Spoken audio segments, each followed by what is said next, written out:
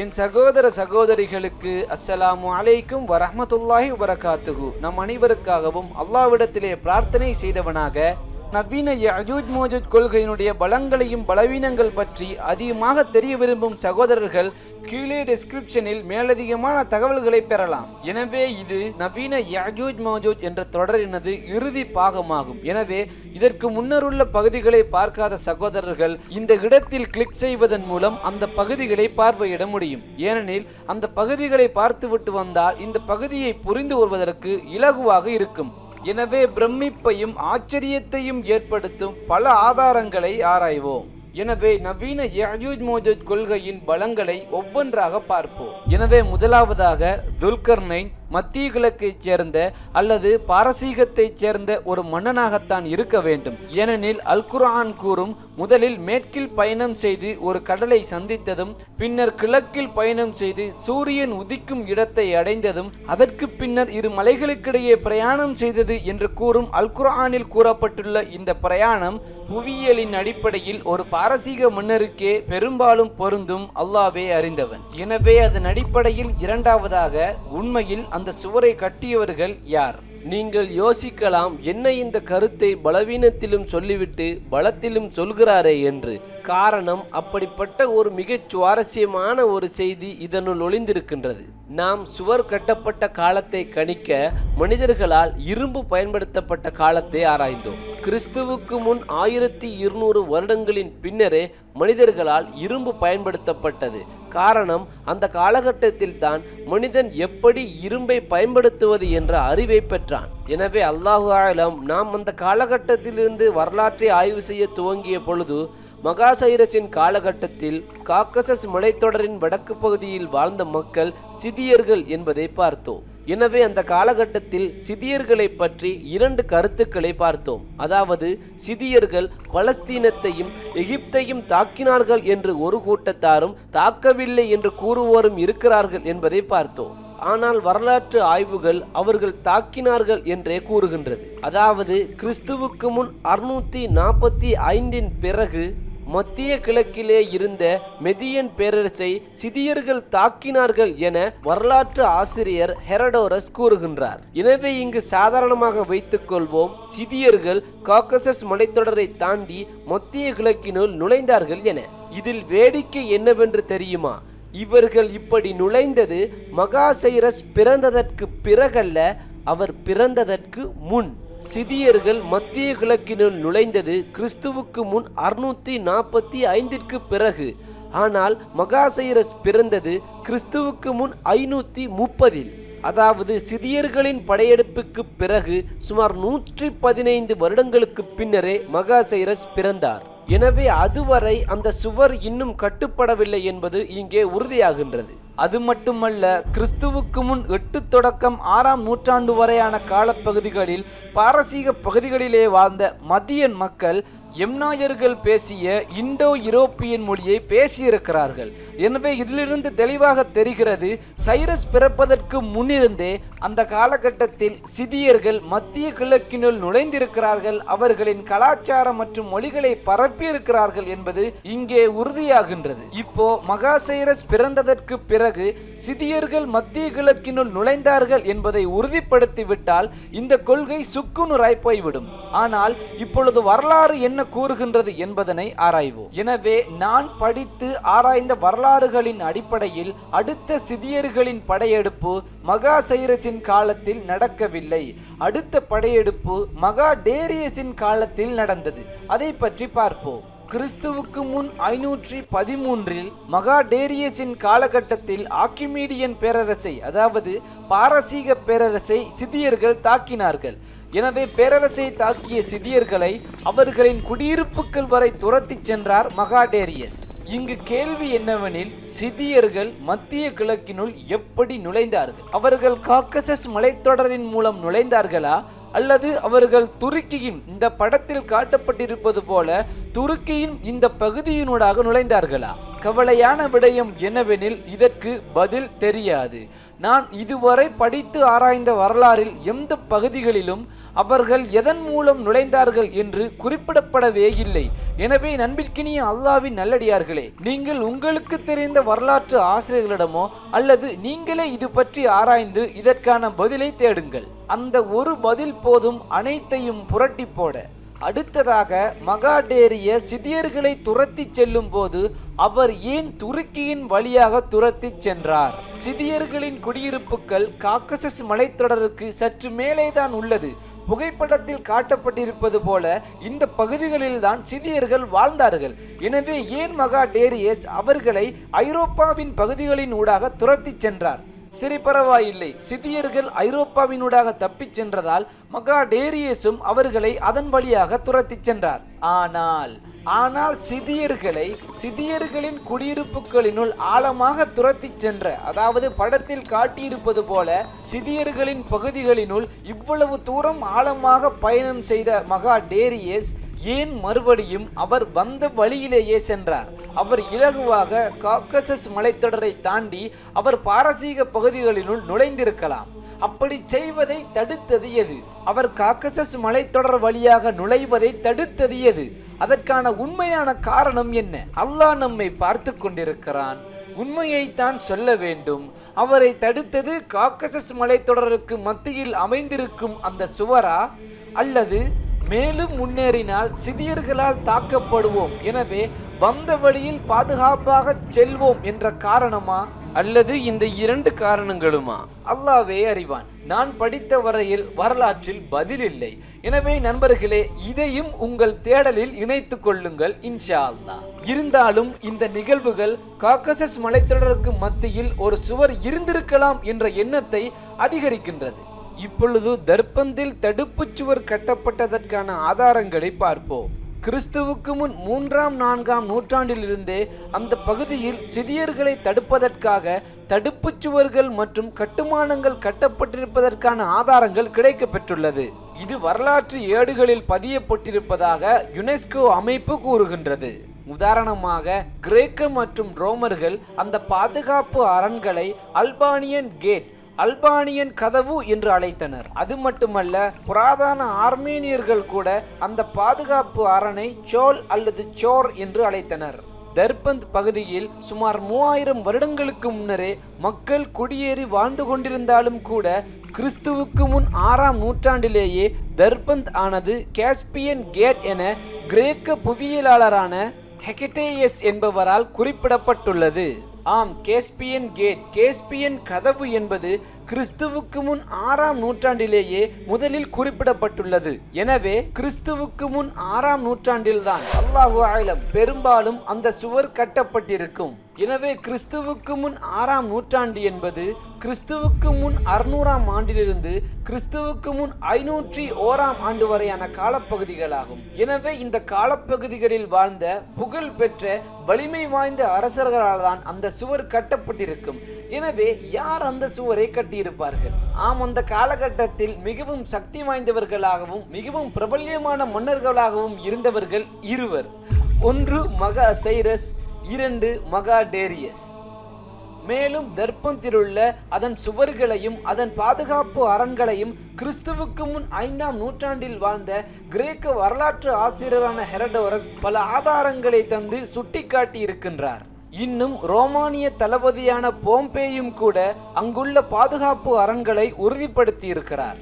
எனவே சாதாரணமாக கிறிஸ்துவுக்கு முன் 5ஆம் 6ஆம் நூற்றாண்டுகளில் இருந்துதான் கதவு, சுவர், தடுப்பு என்ற சொற்பிரயோகங்கள் இடம்பெற்றிருக்கின்றது. என் அன்பிற்கினிய அல்லாஹ்வின் நல்லடியார்களே, இதுவரையில் மகா சைரஸ் மற்றும் மகாடேரியஸின் காலப்பகுதிகளுக்கு முன்னர் தர்பந்தில், அதாவது காஸ்பியன் கேட்டில் எந்தவிதமான சுவரோ தடுப்போ இல்லை என்பதும், அவர்களின் காலப்பகுதியிலும் அவர்களின் காலப்பகுதிகளுக்கு பின்னரும் தர்பந்தில் சுவர் இருப்பது பல வரலாற்று மூலாதாரங்களின் அடிப்படையில் ஆணித்தனமாக உறுதியாகின்றது. அடுத்த ஆதாரத்திற்கு செல்லும் முன்னர் நாம் கூறியது போல கிறிஸ்துவுக்கு முன் 6ஆம் நூற்றாண்டில் வாழ்ந்த பிரபலமான மன்னர்கள் மகா சைரஸும் மகாடேரியஸுமே ஆவர்.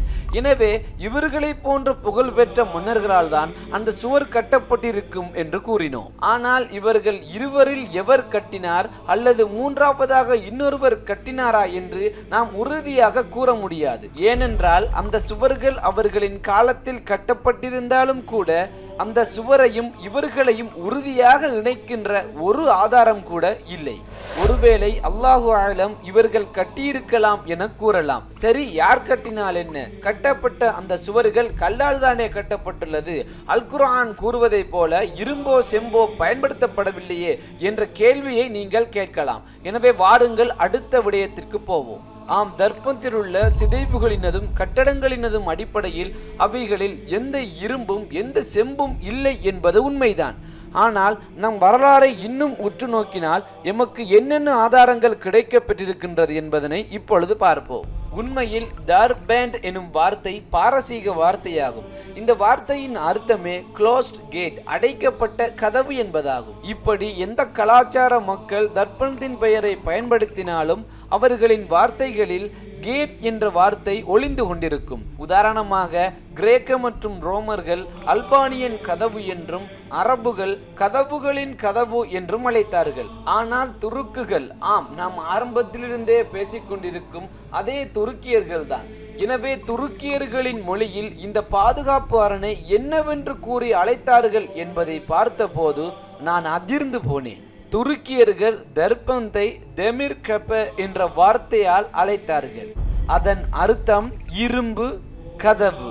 என்ன, அப்படித்தான் இருந்தது எனக்கும் முதலில். சுப்ஹானல்லாஹ். இதில் இன்னும் சுவாரஸ்யம் என்னவெனில், நவீன அறிஞர்கள் யாரை யஜூஜ் மோஜூஜ் கூட்டத்தினர் என்று கூறுகிறார்களோ அவர்களே, அதாவது துருக்கியர்களே, அவர்களின் மொழியில் தர்ப்பந்தை இரும்பு கதவு என அழைத்திருக்கிறார்கள். சரி, அதில் உள்ள இரும்புக்காக அதை இரும்பு கதவுகள் என்று அழைத்தார்களா அல்லது அதன் உறுதிக்காக அதை இரும்பு கதவுகள் என்று அழைத்தார்களா?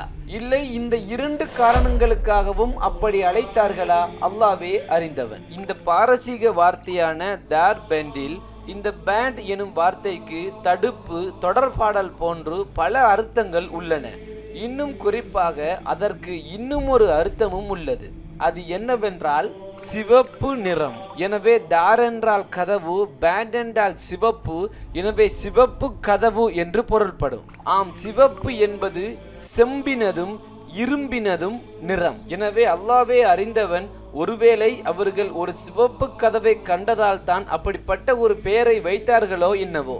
இனி அடுத்ததாக மகா சைரஸ் மற்றும் மகா டேரியஸ் போன்ற மன்னர்களால் அந்த தடுப்புச் சுவர் கட்டப்பட்டிருக்கும் என்றால் அவர்கள் முஸ்லிம்களாக இருக்க வேண்டும். எனவே அவர்கள் உண்மையில் முஸ்லிம்களா என்பதை ஆராய்வோம். இந்த மகா சைரஸ் மற்றும் மகா டேரியஸ் போன்றவர்கள் ஜொராஸ்ட்ரியம் சமயத்தை சேர்ந்தவர்கள். ஜொராஸ்ட்ரியம் சமயம் என்பது ஜரதுஸ்ட்ரா, ஜொராஸ்டர் என்பவரால் உருவாக்கப்பட்டது. இந்த ஜொராஸ்டர் கிறிஸ்துவுக்கு முன் 1500 ஆண்டுகளில் இருந்து 1000 ஆண்டுகளுக்கு இடைப்பட்ட காலப்பகுதியில் வாழ்ந்திருக்கலாம் என வரலாற்று ஆசிரியர்கள் கூறுகிறார்கள். அத்தோடு இந்த ஜொராஸ்ட்ரியம் ஆரம்ப காலங்களில் ஓரிரை கொள்கையாகவே இருந்தது.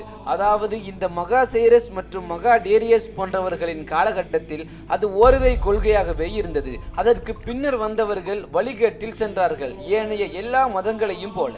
எனவே இஸ்லாத்திற்கும் இந்த ஜொராஸ்ட்ரியத்திற்கும் இடையிலுள்ள உறவை ஓரிரண்டு உதாரணங்களை வைத்து ஆராய்வோம். ஜொராஸ்ட்ரியம் சமயத்தில் இந்த ஜொராஸ்டர் இறைவனின் தூதுவராக இருந்தார். அதாவது இறைவனிடந்து வரும் செய்திகளை மக்களுக்கு அறிவிப்பவர். இந்த பிரபஞ்சத்தை படைத்து பரிபாலிக்கும் எல்லாம் வல்ல இறைவனை அவர்கள் ஹூரா மாஸ்டா என்று அழைத்தார்கள். வஹு மனா எனும் சாகாவரம் பெற்ற பரிசுத்தமான ஆவியானது ஹோராமாஸ்டாவிடம் இருந்த செய்திகளை ஜொராஸ்டருக்கு கொண்டு வந்ததாக கல்வெட்டுக்களில் குறிப்பிடப்பட்டுள்ளது.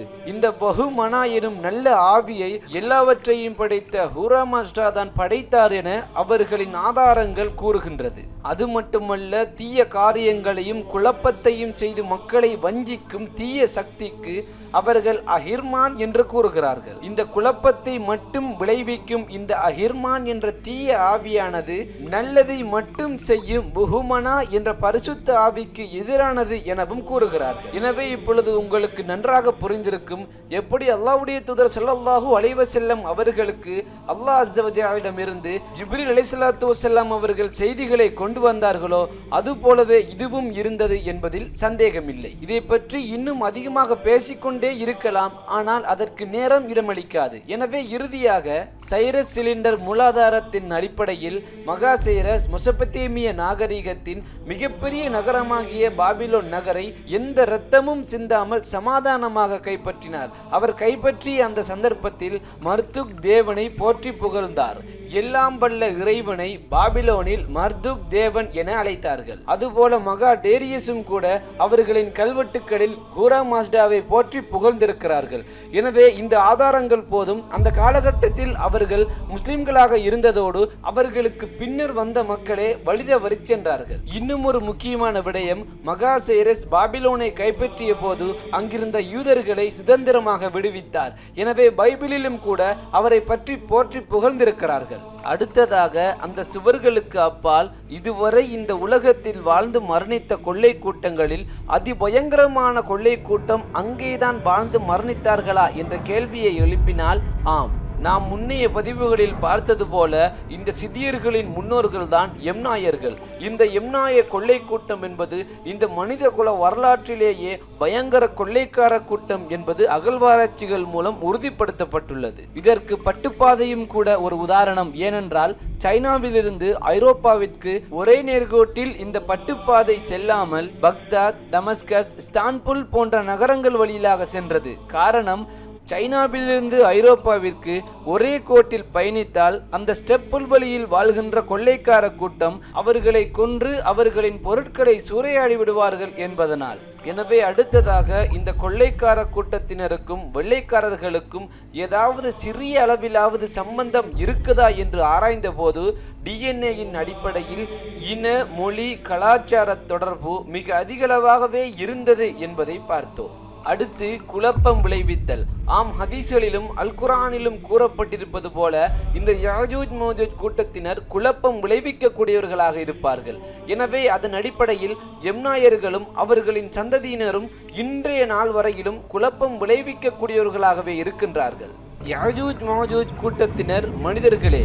ஆம், அவர்கள் எவ்வளவு பெரிய கொள்ளைக்கார கூட்டமாக இருந்த போதிலும் அவர்களும் மனிதர்களாகவே இருந்தார்கள். இந்த எம்னாயர்கள் மற்றும் அவர்களின் சந்ததியினர் அவர்களின் இன, மொழி, கலாச்சாரத்தை எப்படி இந்த உலகம் முழுவதும் பரவச் செய்தார்கள் என்று நாம் போன பதிவுகளில் ஆராய்ந்திருந்தோம். அதற்கு கூடுதலாக இங்கே ஒன்றை குறிப்பிட வேண்டும். எம்னாயர்களின் சந்ததியினரான ஆரியர்கள் தான் இந்தியாவுக்கு யஜுர், சாமம், அதர்வனம் போன்ற இந்து வேதங்களை கொண்டு வந்தனர்.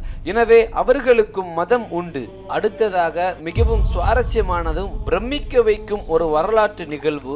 தர்பந்திலே பாதுகாப்பு அரண்கள் கட்டப்பட்ட கிறிஸ்துவுக்கு முன் 6ஆம் நூற்றாண்டிலிருந்து கிறிஸ்துவுக்கு பின் 627ஆம் ஆண்டு வரையான காலப்பகுதிகளில் எந்த கொள்ளை கூட்டமும், எந்த கொலைகார கூட்டமும், எந்த சிதியர்களும், எந்த கசாரியர்களும் தர்பந்தை பிடிக்கவே இல்லை.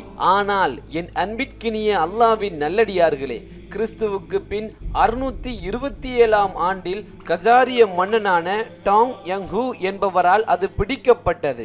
ஆம், அவ்வளவு காலமும் சிதியர்களால் பிடிக்கப்படாத அந்த தர்பந்த் அரணானது கசாரியர்களால் தகர்க்கப்பட்டது. இதில் என்ன ஆச்சரியம் என்று நீங்கள் கேட்கலாம். கசாரியர்களால் தர்பந்த் பிடிக்கப்படும் பொழுது அரேபிய தீபகற்பத்தில் வாழ்ந்த மனிதர் யாரென்று உங்களுக்கு தெரியுமா? அவர்தான் அல்லாஹ்வுடைய தூதர் ஸல்லல்லாஹு அலைஹி வஸல்லம் அவர்கள். ஆம், அல்லாஹ்வுடைய தூதர் மரணிப்பதற்கு சுமார் 5 வருடங்களுக்கு முன்னர் தான் இந்த போர் இடம்பெற்றது. தர்பந்த் தகர்க்கப்பட்டது. இதில் இன்னும் பிரமிக்க வைக்கும் இன்னும் ஒரு விடயம் என்னவென்று தெரியுமா? அல்லாஹ்வுடைய தூதர் கூறினார்களே, அரபுகளுக்கு கேடுதான் என்று. அதை அவர்கள் அவர்களுடைய எத்தனையாவது வயதில் கூறினார்கள். எனக்கும் இப்படித்தான் ஒரு கட்டத்திற்கு மேல் ஆர்வம் தாங்க முடியவில்லை. எனவே அல்லாஹ்வுடைய தூதர் அரபுகளுக்கு கேடுதான், யாஜூஜ் மோஜூஜ் கூட்டத்தினருக்காக கட்டப்பட்ட சுவரில் ஒரு துளை ஏற்பட்டு விட்டது என அல்லாஹ்வுடைய தூதர் கூறும் பொழுது அல்லாஹ்வுடைய தூதருக்கு எத்தனை வயது என்று நான் கணிக்க முயன்றேன். ஆனால் அப்படி வயதை கணிக்க இஸ்லாத்தில் எந்த வழிமுறைகளும் இல்லை என்றார்கள் எனக்கு தெரிந்த ஆலிம்கள். ஒருவேளை கிறிஸ்துவுக்கு பின் 627இல் கசாரிய மன்னனான டொங் யபு என்றவரால் தர்பந்த் கைப்பற்றப்பட்ட அதே ஆண்டில் அல்லாஹ்வுடைய தூதர் இதை கூறியிருந்தால் இந்த பலமும் பலவீனமும் வாதங்களும் பிரதிவாதங்களும் தேவைப்பட்டே இருக்காது. அனைவரும் ஏற்றுக்கொள்வார்கள் அவர்கள்தான் யாஜூஜ் மோஜூஜ் கூட்டத்தினர் என.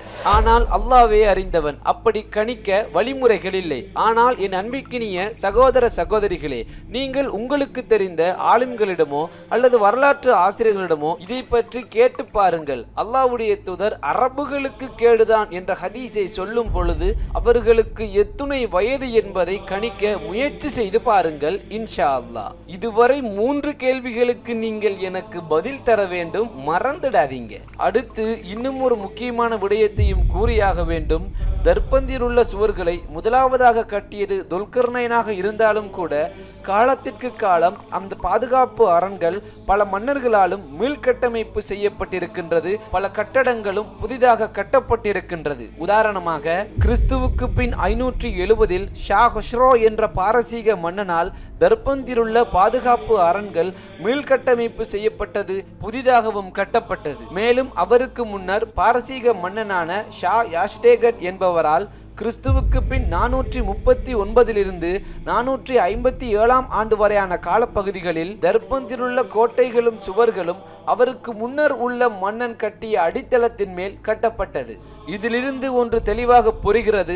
காலத்திற்கு காலம் எவ்வளவுதான் சிறியர்கள் அந்த பாதுகாப்பு அரணை உடைக்க முனைந்த போதிலும் யாராவது ஒரு மன்னர் அதை மீள்கட்டமைப்பு செய்கிறார் அல்லது அதன் வலிமையை அதிகரிக்கிறார். இதனால் கிறிஸ்துவுக்கு பின் 627 ஆண்டு வரை வடக்கில் வாழ்ந்த நாடோடி கும்பலினால் தர்பந்தை கைப்பற்ற முடியாமல் போனது. இப்படி தொடர்ந்து நடக்கும் இந்த நிகழ்வுகள் எனக்கு ஒரு சந்தேகத்தை எழுப்பியது.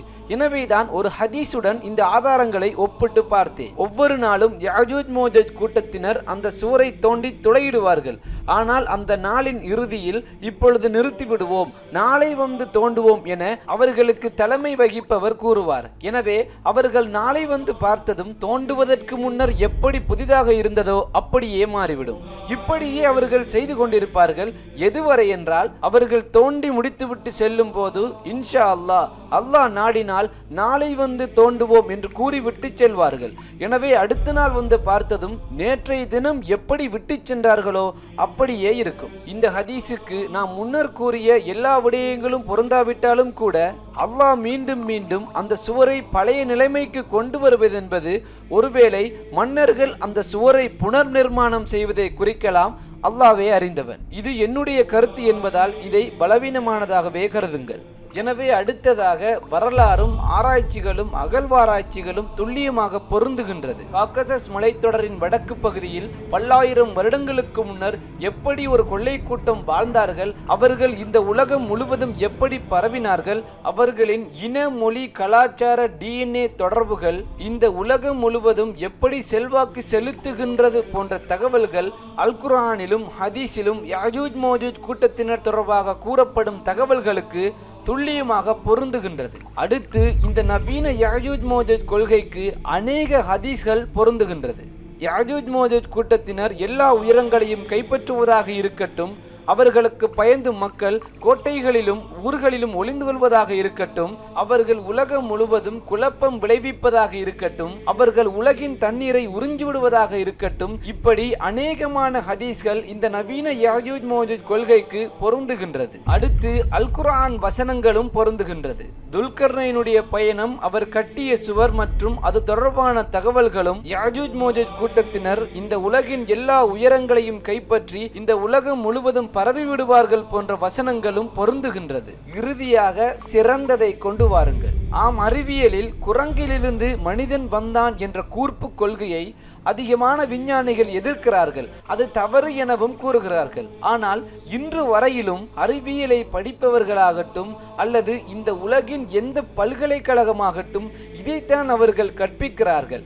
ஏனென்றால் அவர்களிடம் படைப்புகள் இந்த உலகத்தில் எப்படி உருவாகியது என்பதை விளக்க அவர்களிடம் வேறு எந்த வழியும் கிடையாது. அதனால் தான் இந்த கூர்ப்பு கொள்கையை அவர்களால் உறுதிப்படுத்த முடியாவிட்டாலும் கூட அவர்கள் அதை கற்பிக்கிறார்கள். இங்கு நம்முடைய கருத்து என்னவெனில், இவ்வளவு தூரம் நெருக்கமாக பொருந்திய இந்த நவீன யஜூஜ் மோஜூஜ் கொள்கையினை தவறு என்று கூறும் சகோதரர்கள் இதைவிட சிறந்ததை அல் குர்ஆனும் ஹதீஸும் கூறும் யஜூஜ் மோஜூஜ் கூட்டத்தினரின் தகவல்களுக்கு இதைவிட நெருக்கமான ஒரு கொள்கையினை கொண்டு வர வேண்டும். அப்படி நாம் இதைவிட நெருக்கமான இதைவிட சிறந்த ஒரு கொள்கையினை கொண்டு வந்து விட்டால் நாம் எல்லோரும் சேர்ந்து இதை நிராகரித்து விடலாம். அதுவரையிலும் பொதுவாக ஆய்வு செய்யக்கூடியவர்களால் இந்த கொள்கையானது மொத்தமாக தவறு என்று ஒருபோதும் கூறவே முடியாது. ஆம், இந்த கொள்கையை இதுதான் 100% உண்மை என்று கூற முடியாத அதே வேளையில் இது மொத்தமாக தவறு என்று ஒதுக்கிவிடவும் முடியாது.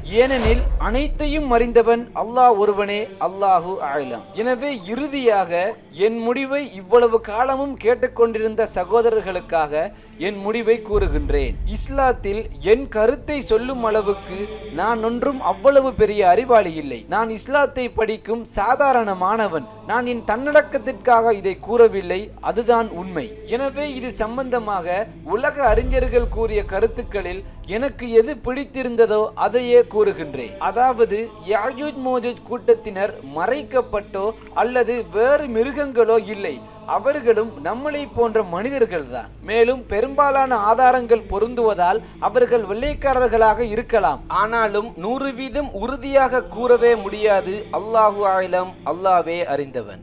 சுப்ஹானல்லாஹ். ஒரு வழியாக நண்பர்களை முடித்து விட்டோம். என் அன்பிற்கினிய அல்லாஹ்வின் நல்லடியார்களே, நாம் இதுவரையில் கலந்துரையாடிய எல்லா கருத்துக்களும் அல் குர்ஆனிற்கோ அல்லது ஹதீஸிற்கோ முரண்பாடானதாக இருந்தால் இதை பற்றி நாம் கீழே கலந்துரையாடுவோம். அல்லது என் கருத்தை சாதாரணமாக வீசி எறிந்து விடுங்கள். அல்லது நம்மை அறியாமல் நாமளே தவறு செய்திருந்தால் அல்லாஹ் நம் குற்றங்களை மன்னித்து நம்மளை நேர்வழிப்படுத்துவானாக. இந்த தொடர் சம்பந்தமாக உங்கள் எந்த கருத்தாக இருந்தாலும் கீழே பதிவு செய்யுங்கள். இன்ஷா அல்லாஹ் தொடர்ந்து பேசுவோம். எனவே இன்ஷா அல்லாஹ் உங்களை அடுத்த புதிய தொடரில் சந்திக்கும் வரை பாரக்கல்லாஹு லி வலக்கும். வஸ்ஸலாமு அலைக்கும் வரஹ்மத்துல்லாஹி வபரகாத்துஹு வல்ஹம்துலில்லாஹி ரப்பில் ஆலமீன்.